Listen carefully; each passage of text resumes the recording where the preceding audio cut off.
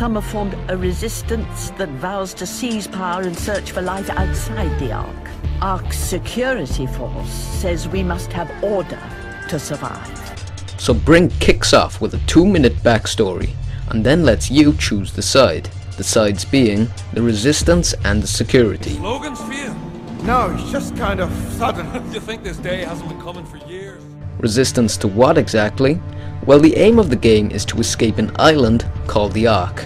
But if you play the security, then your job's obviously to stop the resistance and contain people on the island. But that's about it for the story. What could have been a great narrative just doesn't exist outside a few intermissions and minor set pieces. I was a little miffed at how the game lets you choose the final mission from the word go. But that's only because the game holds little to no story in the first place. Now I'm a little tired of the typical realistic war story, but it would have been nice to have had a great futuristic experience as a story. So in total, we must save the Ark! I think it's unfair to score this section as the game clearly knows its content is all in the multiplayer.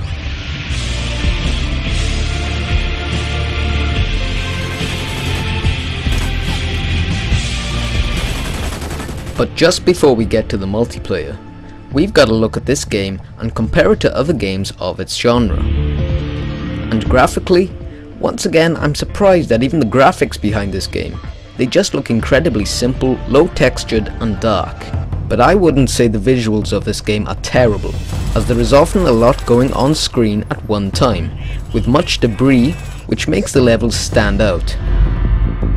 There are times when design does touch upon that futuristic element that is the Ark, and it's a very cool world, and the game somewhat conveys that struggle that the people of the island are facing. Changing mag!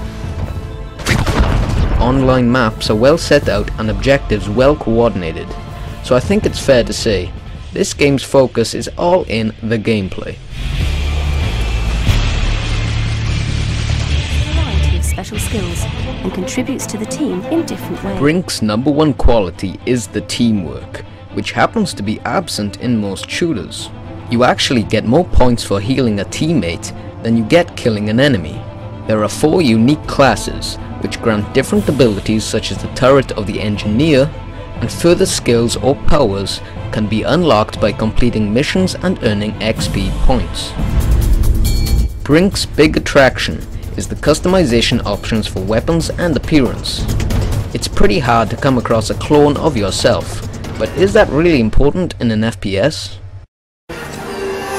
Attachments such as silencers and dot sights can be unlocked completing challenges, such as escort and parkour this. For those familiar with Mirror's Edge, I can't say this game's too different. I prefer the ledge grabbing of Crysis 2, but Brink holds a basic system should you need it. But the jumping is made easier by selecting a smaller, more scrawnier character, but the drawback of this, being some of the bigger guns such as a minigun, is only exclusive to the oversized brute.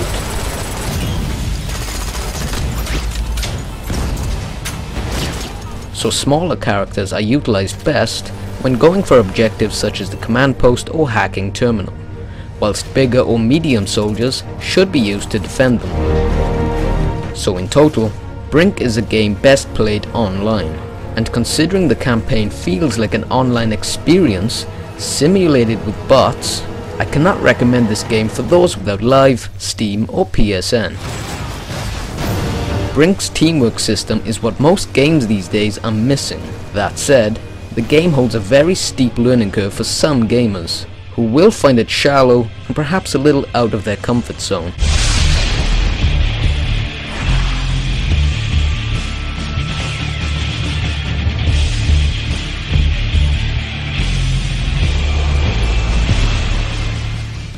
Brink is a game developed by Splash Damage, not Bethesda, from Enemy Territory Quake Wars and Wolfenstein. The game is closest to the style of Team Fortress 2, yet in my opinion should not be compared.